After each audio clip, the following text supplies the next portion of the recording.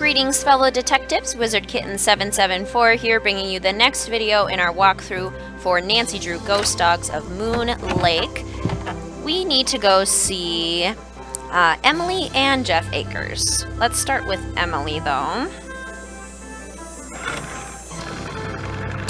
because we need to get some camouflage gear from her. According to Red, that will help us take pictures of the birds that keep flying away from us. So, let's do that.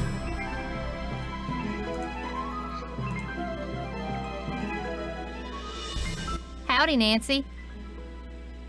I also forgot to mention, if you look behind Emily, the movies back there that she has for rental, Neo was a poster from Finn. The one right above it was a poster from the final scene. I said Finn, but that's the abbreviation for the final scene. And then if you look at the very top, there's a picture of Brady Armstrong, probably from, it looks like Vanishing Destiny, which was the movie that he was premiering in the final scene. So, some final scene cookies back there. Anyway, back to our conversation. Any word from Tucker, what's his name? He hasn't been by to move that tree yet. I'll give him another call. But like I said, the man marches to the beat of another drummer. A very slow drummer. To make a long story short, I need some camouflage gear. Got some right over here. One size fits all. But I'm running kinda low on bait. So if you go out and get me, say a dozen little critters, I'll give you the camos. A dozen little critters? Worms, spiders, beetles, grubs. Anything that wriggles on its belly'll do. Just look under stuff. Rocks, logs, dead leaves. Should be able to find 12 in no time. Hunting for critters isn't illegal, is it? Things ain't quite that bad around here. Least not yet. Now, if Jeff Akers' daddy was still around, you might get arrested for cruelty to animals or some such nonsense. Joe Akers used to be the deputy sheriff. Real critter lover, that one was. Joe Akers is Jeff's father? That's right. I found an old newspaper in Sally's house that contained an article on Mickey Malone. It really got my curiosity going. What else can you tell me about him? Person you should talk to is Jeff Akers. He's got this historical museum thing going out at that ranger station of his. I found this picture in Sally's house. Do you recognize anybody?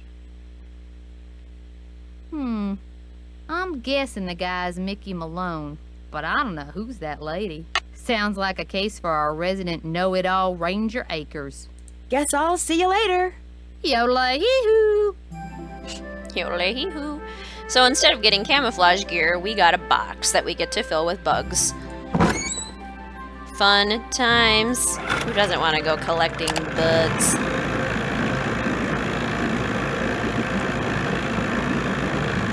It's better in the game than it is in real life. At least here you don't actually have to touch them. Bugs are gross.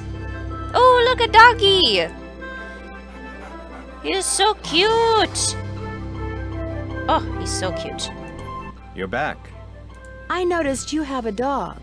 That's Yogi, who never goes out unless he's on a leash. Park rules. Do you have any other dogs? I hope you're not suggesting I trained Yogi to run around in the middle of the night barking and attacking houses. No, not at all. I found a newspaper dating back to 1927 in Sally's house. Since you're kind of an expert on the history of Moon Lake, do you mind if I ask you some questions about Mickey Malone? Not at all. The article mentioned that a man named William Akers used to work for Malone. Is he a relative of yours? No. Quite a coincidence, I'll admit, but no. I am in no way related to the head flunky of some two-bit gangster and his gang of thugs. I found this old picture in Sally's house. Do you know who these people are? The man is Mickey Malone, I know that. I'm guessing that this is his girlfriend, Vivian Burnett, I think her name was. And judging by the year of that brand new Ford in the background, I'd say the picture was taken in 1928. She was probably as familiar with Malone's house and his dogs as he was. Think there's any chance she's still alive? Tell you what, Miss Drew. Why don't I go through my files and see what I can dig up on this mystery woman? I'm a busy man, but like I always say, I'm here to serve. When and why was Malone arrested? I'm sorry, Ms. Drew. As usual, I'm a little pressed for time. If you have more questions, why don't you sit down at the computer and peruse the Moon Lake database of fascinating factoids that I've put together? What happened to Akers and the rest of Malone's gang after he went to prison? Fortunately for Moon Lake, they all left and went their separate ways. Have you gotten the results back from that water sample I left with you? I meant to call the Department of Health today for a status report, but frankly, I've been way too busy. Sounds like Moon Lake could use 2 rangers. If I were in charge of just 10 more acres of parkland, they'd give me an assistant, and I could devote more time to the acquisition of more land and eventually put Moon Lake on the map as one of the biggest, most popular parks in the state. Why didn't the Parks Department buy the Malone property instead of Sally? She outbid them, the cheapskates. Well, if those dogs scare Sally away for good, other people are bound to think twice about buying the place. The bank will lower its price, and you'll have your land. You're insinuating things again, Miss Drew.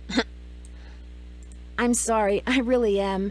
It's just that Sally's my friend, and I'd really like to find out why someone's doing this to her. Tell you what, if you're serious about making amends, there's some boxes by the computer labeled with dates. They're from the estate of a local history buff. She kept everything from newspaper clippings to old photos to recipes for apple crisp. She put everything in envelopes, then numbered them by year using Roman numerals. Just put the envelopes in order by year with the earliest date in front. Oh, and if you're rusty on Roman numerals, there's an entry on them in the computer. I hope I don't get distracted. Apple crisp sounds good right now. Don't go reading anything until you're through, or take my word for it, you'll never get finished. I've been trying to take pictures of birds for this guy named Red Knot. Ever met him? Oh yes, the Birdman. I'd stay away from him if I were you. Why? Is something wrong with him? He's a fanatic. He's got it in his head that Moon Lake would be the best birdwatching venue in the world except for one thing. Too many people.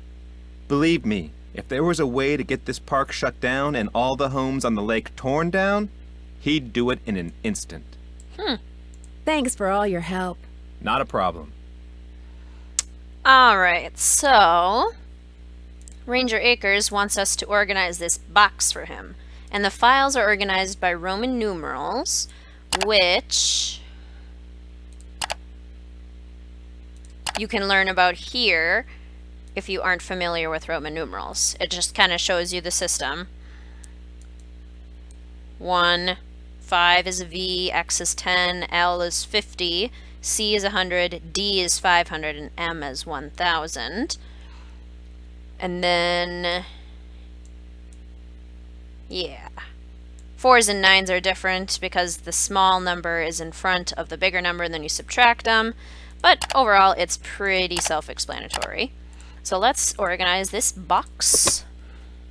Let's see. Jeff said the envelope with the earliest date goes down in the front of each box. In the front of each box. So like if we look at this one, that's 1000, and then the C before the M means that it's 1000 minus 100, which would be 900. So this is 1900.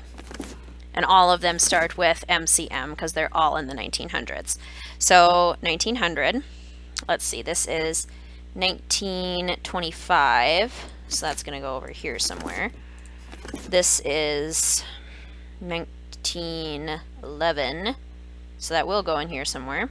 This is, ooh, that's a big number, 1910, let's see, 1997, so that's probably going to go over here.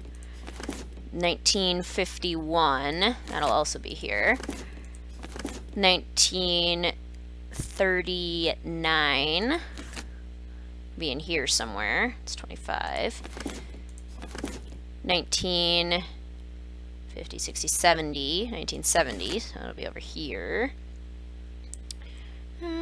51 goes on here. How about 1969, which would be here. 1914. So it's probably, that's 13, 1914. 1904. So that'd be here. So you can see kind of the strategy I'm going for. I'm just putting them in the right column and then trying to order the columns as I go. This is 1910. So it would go here. This is 1941. So it would go, let's see, that's 39. So what did we say this was? This was 41. Yeah. That's 32. That's 60. 51. Right. Okay, we got 25. We've got 39. That's 32. That's 41. And that is 1908. So that should be over here somewhere. That's 25. So that should be in here somewhere. That's 15. Oh, that's 15. So that should be over here somewhere. That's 13. That is 14, I think. And this is 15. That is 10, 17. So 15, 17. This is 60. Yep, 1960. So what do we got here? 65. So this would go above this. 65. That's 51. So that would actually go there, there, and there. This is 69. So if that is...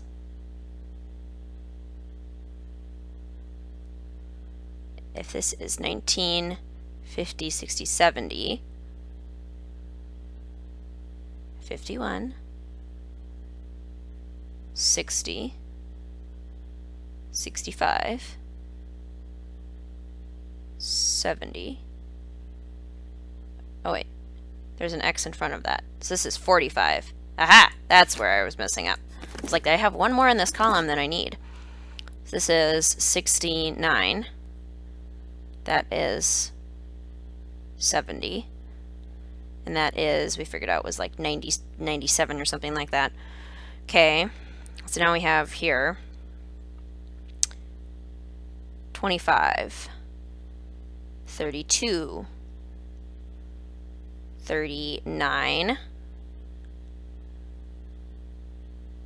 41, 45. Okay, so those are in order. This is 1913. This is 14. This is 15. This is 17. This is 19. So those are in order. Then we have 1900, 1904, 1910, 1911, and this is 1908. There we go. Now that they're all sorted, I can do some reading. Haha! Now I can find the apple crisp recipe. Okay, there's only a couple that we can actually read. This is one. 1925. What do we got? Is a gangster about to become Moon Lake's newest resident? Rumors are flying thick and fast that Mickey Malone, a self-proclaimed captain of industry with far more ties to gamblers and smugglers than to legitimate businessmen, is building a house on the north shore of Moon Lake. That's my lake. 1920s radio announcer voice. The rumor started last June when the 10-acre property on which the house is being built was purchased by Philadelphia Duds and Suds, a company owned by Malone, which is widely believed to be merely a front for his criminal undertakings. So basically this article is just saying that Mickey Malone is planning on moving to Moon Lake, and that everyone knows he's a gangster. Ooh, hey, Waldo Matthias, that's the name of the gravestone. That's the name on one of the gravestones that we saw. That's interesting. Okay. Now we can read 32. Ooh. Gangster nabbed at Moon Lake residence. Mickey Malone arrested right at his luxurious Moon Lake property. We needed the date that he was arrested, which apparently is January 29th, 1932, because that is going to be the combination to the safe. Mickey Malone, a Philadelphia businessman long considered by police to be a bootlegger and a racketeer, finally felt the sting of the sword of justice when he was arrested this morning at his house on Moon Lake. He's being led away. Careful to keep Malone's attack dogs at bay, agents from the Internal Revenue Service and the Department of Justice raided the lakefront home at dawn, catching Malone and his henchmen completely by surprise. Within seconds, Malone was handcuffed. Wearing only an overcoat over his pajamas, he was swept out the door and into a waiting car. He was driven directly to Philadelphia, where he was jailed on charges of tax evasion and conspiracy to violate prohibition laws. Been trying to catch him for years. Mickey Malone's been making us look like fools for a long time, declared Bureau of Investigation agent Waldo Matthias. So he's an FBI guy? But today the good guys finally got the last laugh. Agent Waldo Matthias. Malone loudly and repeatedly proclaimed that he'd done nothing wrong as he was led to jail. Don't they all? Okay, 41? 41, I think. Yep, 41. Philadelphia mobster dies in Leavenworth. Mickey Malone died yesterday of liver failure in the federal penitentiary at Leavenworth, Kansas at the age of 52. Compared to other gangsters, Malone kept a relatively low profile. His desire for privacy was enforced by 4 large dogs who never left his side. Although he was rumored to be involved in everything from running to gold heists, he never spent a single night in jail until he was arrested in 1932 for tax evasion. He was convicted the following year and was sentenced to 8 years in federal prison. He died just 2 months before he was scheduled to be released. That's kind of sad. What else? This is the newest one. Dragging ban is a drag for Pennsylvania treasure hunter. At least that's been the experience of Emily Griffen, owner of M's Emporium on Moon Lake in central Pennsylvania. For the past 10 years, she had been dragging a heavy net back and forth along the bottom of the lake, uncovering and bringing to the surface relics from the 1920s. Ooh, an Art Deco bracelet. That's fancy. And this article basically is just Emily saying that she is strongly against the ban.